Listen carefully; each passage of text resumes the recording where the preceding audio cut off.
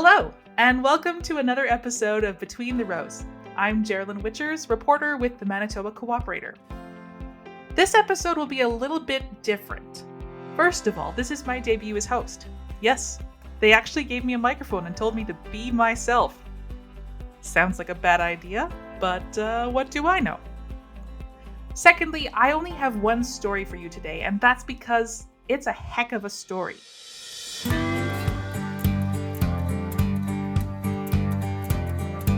Remember when Notre Dame Cathedral burned?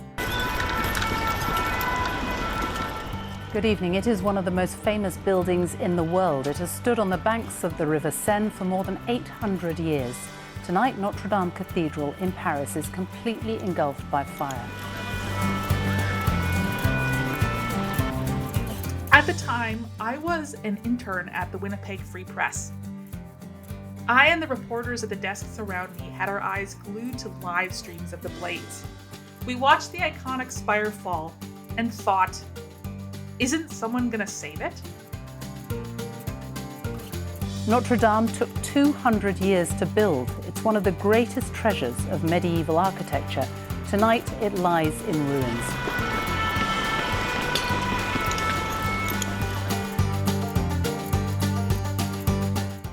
While the ruins were still hot, other countries began pledging money to restore this ancient church. Because for some reason, halfway around the world, we felt a connection to this beautiful historic building. Even though some of us, me, had never been to France. It was a symbol. Notre Dame meant Paris. On the Canadian Prairie, society, at least settler society, is comparatively young. I think we have a few cathedrals, though I couldn't name one. Instead, a very different sort of building means prairie.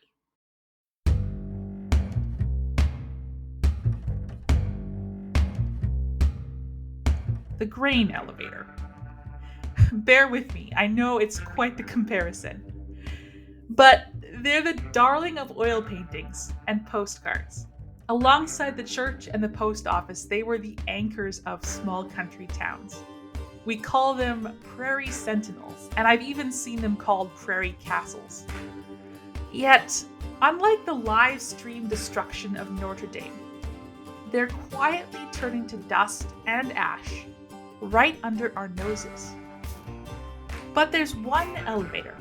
It's called the Lake of the Woods elevator, and it's the oldest one in Canada. I'm here to tell you the story of that elevator, the effort to preserve it, and how it went terribly wrong. But first, a word from our sponsors. Maybe you've had an idea about upgrading your operation. Maybe about finally getting that renovation done or buying some new equipment. Or maybe you're thinking about how you can be a bit more financially secure from season to season. Get some help making it happen by speaking with an RBC Agriculture Account Manager. Then, set up an investment plan to make even more of your ideas happen. Visit rbc.com/chartyourcourse and get started today.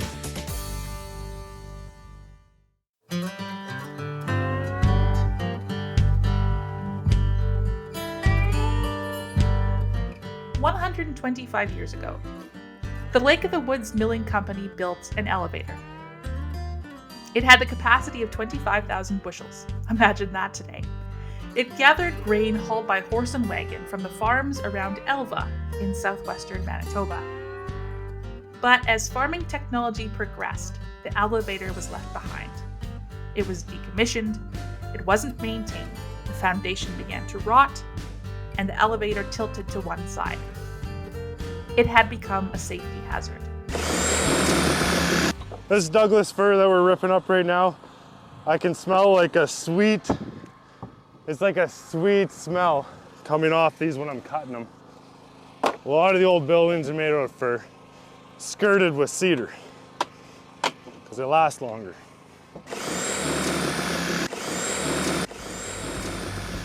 That's Troy Angus.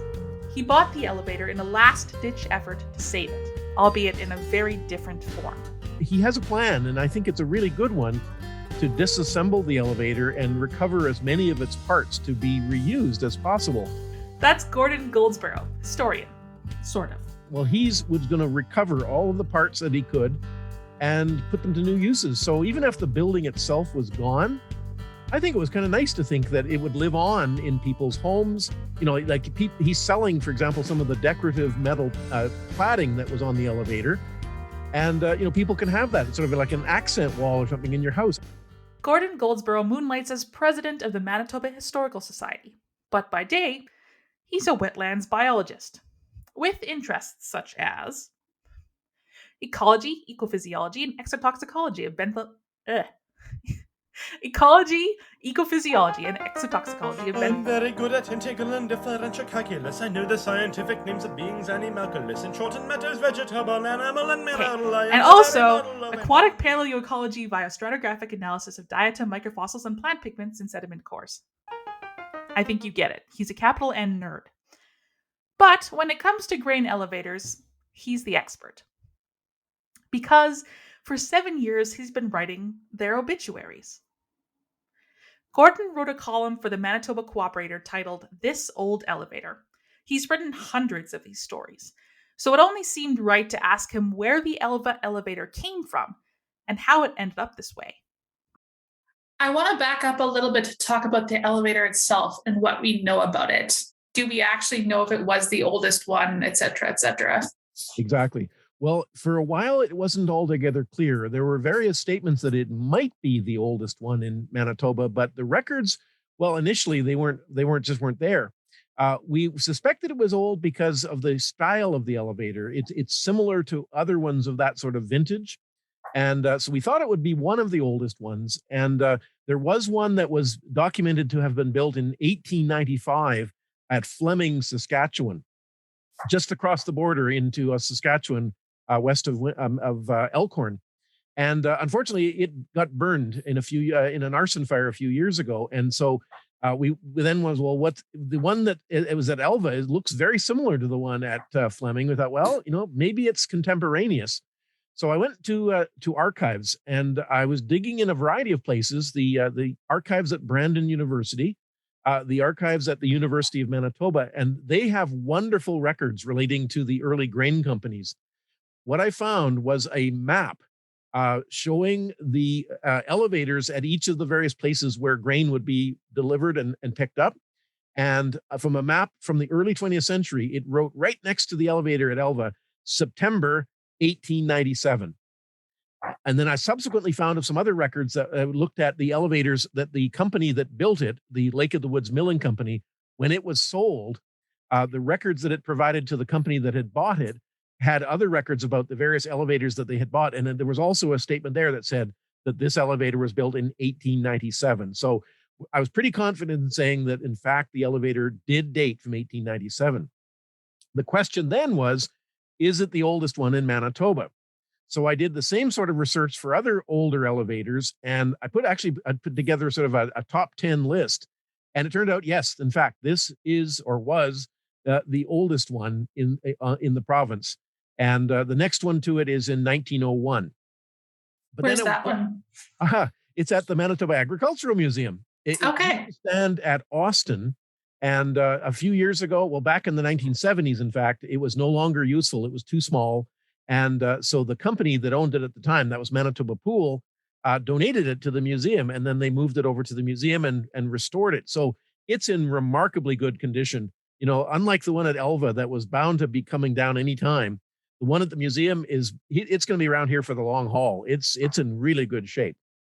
And it's really the only one of this vintage that is still standing. There are other older ones, but none of this age that is going to be around a long time. There's a couple other ones that are from the 1900s, but I don't think many of them are going to be around too much longer. But then the other question is it the oldest one in all of Canada? And that's a tough one to answer because it depends on what you say is an elevator. Because there are some older structures in Ontario and in Alberta that claim to be the oldest grain elevator. But if you look at a picture of them, in both cases, I think you're going to say that isn't an elevator because it doesn't fit the stereotype. If you say to somebody, what do you imagine when you imagine a grain elevator? Well, they imagine what we call a standard plan. That's a vertical crib, that has the elevator that brings the grain to the top and then distributes it around the top. And the one in Ontario, the one in Alberta, don't look at all like that. If you saw a picture of them, you'd say that's not an elevator. So the one at Elva, okay, maybe it's not the oldest grain storage structure in Canada, but it is the oldest thing that we would call, I think that the vast majority of people would agree, is a grain elevator.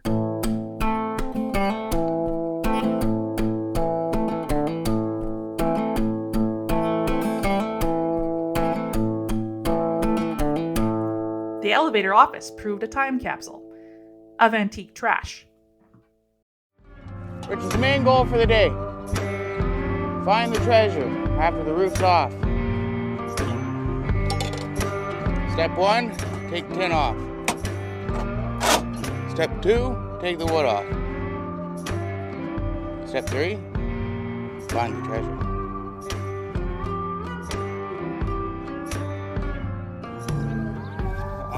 You don't know what's on that side yet. I got, what I got over here, Tyson, is Prince of Wales chewing tobacco. Can I have some? Just dust probably now. Found right in here, and check this out. The other office had asbestos in it. That's why we kind of shut her down, but this is straight sawdust. No, hey, don't touch it. You gotta save treasure. Oh, okay. We got... Yeah. Oh, I found a sack of some sort. Otherwise known as treasure. Oh, this is what we traded Ethan for. Sack of potatoes. Treasure! Sweet Corporal cigarettes. And Royal Field coffee. Mint condition. All right, Winnipeg, Manitoba. When I started reading about this thing, I was like, Elva, where is Elva? And I see the name Lake of the Woods Milling Company on it. I'm like, oh, so it must be close to Lake of the Woods. So I didn't know where Elva was. And so I look it up on Google Maps and it's all the way across the province from Lake of the Woods. Right. What can you tell me about why it's over there for Lake of the Woods? Well, the company's name was Lake of the Woods Milling, and they operated a large mill to make flour out of wheat. At the place we call Kenora today. At that time, there was actually a couple of names for it, but it was in Kenora, and there was a huge mill there. It's gone now. I think it was burned down many years ago. But the company, in addition to operating that mill at Kenora, had elevators all across the prairies. And so the idea was they would buy the grain on the prairies and then ship it to that mill in Kenora to be milled into flour. So that's why the company was called Lake of the Woods Milling, because it in fact did have a mill at Lake of the Woods. But it had a corporate office in Winnipeg, and it had grain elevators in Manitoba, Saskatchewan, and Alberta. Back when this one was built, or I guess shortly thereafter, there were a lot more different companies buying grain than there are now.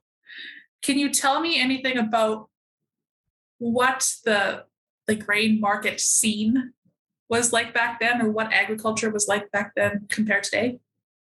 Well, in some ways, the situation back around the time that this elevator was first built is actually kind of similar to the way it is today, because it was dominated largely by private companies. And there was a whole host of them, well, many more than there are today. Now it's kind of consolidated down to just a few private companies. But there were lots of them. A lot of them were based in Winnipeg, because Winnipeg was sort of the center of the grain trade. But they would have elevators, say, all across the prairies, and then they would shunt grain either to Vancouver or to Thunder Bay, to the lakehead. But then, starting in the early 20th century, not long after this elevator was built, you start getting into the era of the cooperatives. Farmers would get together and would start, wanting to market their own grain. We had things like the Grain Growers Grain Company, that eventually evolved into something called United Grain Growers, or UGG. That was in the sort of the early 1900s. Then in the 1920s, you saw the development of the wheat pools, the Alberta wheat pool, the Saskatchewan wheat pool, and the Manitoba wheat pool. And the Manitoba wheat pool, unfortunately, went bankrupt fairly quickly because of some ill-advised, speculating they had done. But one of their subsidiaries, Manitoba Pool, survived. And so UGG and Manitoba Pool were the dominant forces I think in Manitoba at least, for much of the 20th century. I mean, I remember starting in the 60s when I was a kid, about all I'd ever see were Manitoba Pool and UGG elevators. Unfortunately, that all changed into the early 21st century because there was an enormous consolidation that occurred. And both of those companies now are part of the company Viterra. But a lot of the privately held companies in the meantime, they were still there all along. Companies like Patterson and Richardson, Parrish and Heimbecker. They were all still there. It's just now with the disappearance of the cooperative companies, they have really come into their own. So today we're back to the situation we had, say, over 100 years ago, and the majority of the companies are in fact corporate ones that you see around the landscape. But the difference, of course, is in the size of the elevators that they operate. So back when this one at Elva was built, it was normal to have elevators of around 25 to 30,000 bushels. That was sort of the maximum capacity. Today, well, it's many times that. The largest elevator in the province, as far as I'm aware, is 1.5 million bushels. And instead of having hundreds of little elevators across the prairies, you have a few dozen. And of course, the net result of that is then that the producers have to haul their grain much farther to deliver it to the elevator than they ever used to. You used to be, the elevators were close enough together that you could put your grain in a horse-drawn wagon and, not too long be at the grain elevator. Well, today, of course, producers often have to drive 100 kilometers or more to get to the nearest elevator. That's just the nature of it. So we've seen a radical transformation in agriculture, and I think that little elevator at Elva really, for me, illustrated that transformation because it showed the way it used to be over 100 years ago and just how different it has become today. Do we know how many bushels that elevator would have held? I think my recollection is it was 25,000 at the elevator at Elva, and that was common. They didn't typically hold much more than that. But say today that would be considered just infeasibly small. It wouldn't be worthwhile to operate an elevator that small. The other factor, of course, is also the number of railway cars that they can hold at one time next to the elevator. And the one at Elva had a very small track, and so they couldn't have many cars at once. And the result was then they had to bring the train fairly frequently to take away the full cars and bring some empty ones. Well, now the big elevators, the big inland terminals, as they're sometimes called, have railway connections that could hold dozens, sometimes over 100 grain cars. And it's all designed for high throughput, and so they occupy far greater areas of land because they need space for all of those railway cars. Yeah, it's not necessarily feasible to put them in the middle of these little towns anymore. Exactly so. And so this whole thing is part and parcel with the sort of depopulation of the prairies.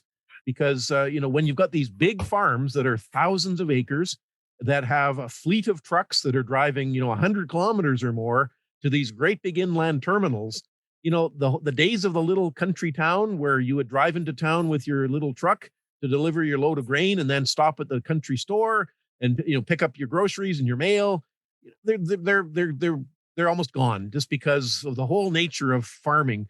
The whole concept of go big or go home applies in spades to agriculture today. Transitioning a little bit to the fate of this elevator. As you mentioned, and as Troy, the gentleman who was dismantling it, mentioned, sorry, my cat is outside the door. I was just hoping he would go away because he's sitting there crying. Yeah, there he is. Can you hear him? I heard that one. Yep. I might. 1 second. 1 second. Sorry. Yep.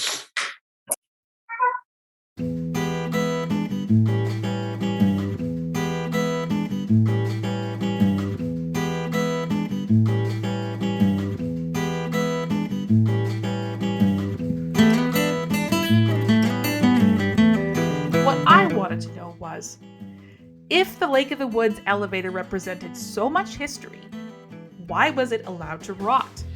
Why was its best option to be reclaimed as quote-unquote barnwood. That seems like sacrilege.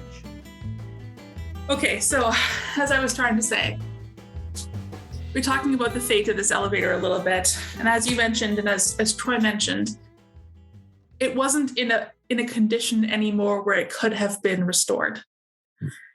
And I'm wondering how the elevator fell out of disuse, and then also why there was no effort to preserve it. Like there was no value for this historic sort of monument. Right. Well, I think part of the rationale for not restoring it was that it was just too small and there were better facilities nearby. In fact, within eyesight of the elevator at Elva, there is a massive concrete terminal. So in other words, any grain that was going to be delivered would go to that new facility. It would just not make sense to use this small elevator. Another contributing factor was that the owner of the elevator lived in the US. They weren't resident, and therefore they didn't tend to some of the sort of routine maintenance that would be required. Any old building will only survive so long as the envelope remains intact.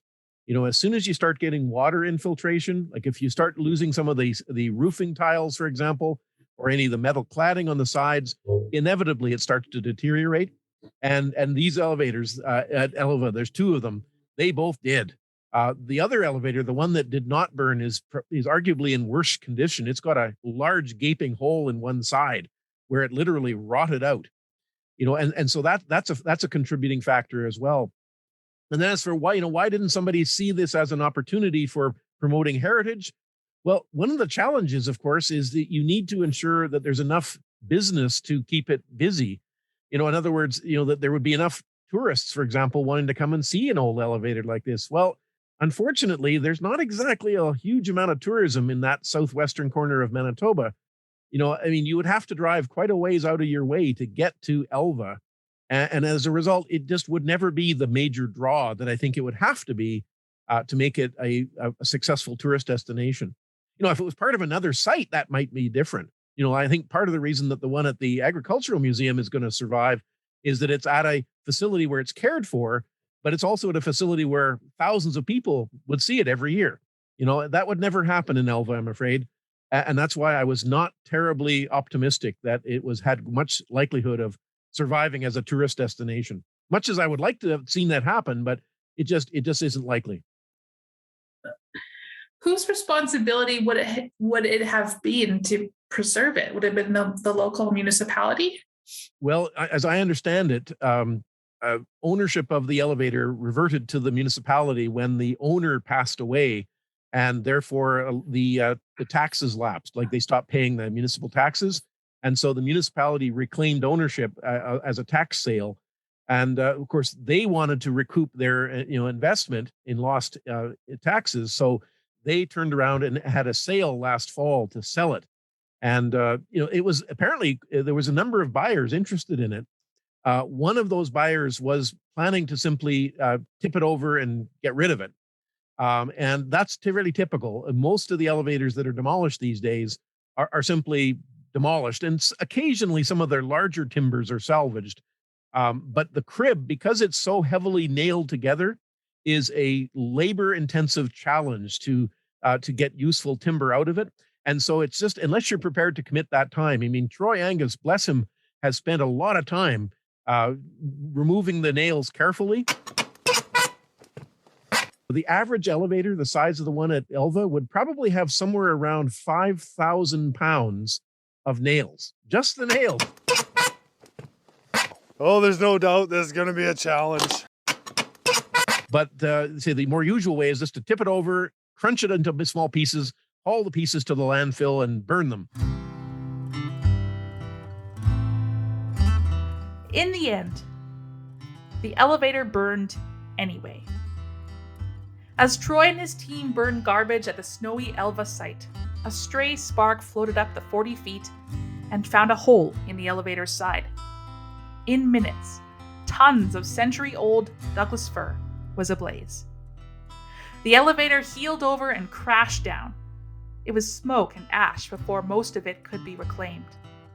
I guess my last question would be, what were your feelings when you had heard that the Elva one had burned down? Well, inevitably, of course, you're sad because, that seemed to me just a terrible waste of a possibility. Troy was so good at doing what he was doing to recover those materials. I'd already made my peace with the fact that the elevator was going to be gone. Much as it would make me sad to think that the oldest elevator in Canada was gone, at least I could have been happy to know that it was going to live on in many, many places across Canada. Well, and in some degree, it will still do that because he did manage to salvage quite a bit. Troy tells me that he has sold the tin panels that actually still say Lake of the Woods Milling on them. And I'm told that it was to somebody who has a place in Lake of the Woods. Oh. And so it's going to be kind of neat symbolism that if you go to Lake of the Woods, you might actually be able to see the Lake of the Woods Milling sign there. So, I say kudos to him to do this because yes, I know it's sad to think that you're losing the heritage, but given the condition that I saw it in when I was there last fall, there was no chance. There was no chance at all that it was going to survive. It just couldn't because it was becoming dangerous. Somebody was going to go in and get badly hurt, if not worse. Mm-hmm. And so Troy was doing the best thing that he could under the circumstances. At least it would have lived on in many, many forms. Those timbers in there were superior quality wood. Even after, over 120 years, it was still excellent quality. And that would have been nice. Now he is going to salvage the other elevator. So, he's doing the right thing there. And there's other elevators. So I'm hoping this is going to be what's going to happen to the others. Much as it pains me to say it, I would like to think they would all still stand and be there for many, many years to come. It just isn't going to happen. There's no use for them. They're not being maintained. They're deteriorating. It's going to eventually cause a problem. Better to have it salvaged and turned to something useful than just burned up and hauled away. For those of you who aren't history buffs, well, I'm not sure why you're even listening anymore, but if you are, you may be asking, why does it matter if we preserve the past? Old buildings fall down. Here's what comes to mind. And remember, I'm just a journalist, not a philosopher or a motivational speaker. But this world is a little bit scary right now. We've got the tail end of a global pandemic, war in Ukraine, threats of food shortages, droughts, floods, fires, political unrest, fracturing society, rising prices of everything. You know that word that gets thrown around a lot these days? Unprecedented? Well, if you look at history, you start to see precedents. Think about the Elva elevator. In its lifetime, there were 2 world wars, 2 pandemics, a century apart. The settlers covered the prairies, then left again for the cities. There were rapid technological shifts, horses to tractors to bigger tractors. Henry Ford built his Model T, and then some dude made electric cars, built rockets, and bought Twitter. Compressed like that, it's a truly baffling timeline of upheaval. And that doesn't exactly help the here and now, but to me, it's comforting to know that these unprecedented times are very much like the last unprecedented times. History and old grain elevators keep that in perspective. Well, that's it for Between the Rows. Thanks for listening. Remember, you can find the show and some extras on YouTube by searching for Between the Rows podcast. I'm Geraldine Witchers, reporter for the Manitoba Co-operator, signing off. Maybe you've had an idea about upgrading your operation. Maybe about finally getting that renovation done or buying some new equipment. Or maybe you're thinking about how you can be a bit more financially secure from season to season. Get some help making it happen by speaking with an RBC Agriculture Account Manager. Then, set up an investment plan to make even more of your ideas happen. Visit rbc.com/chart your course and get started today.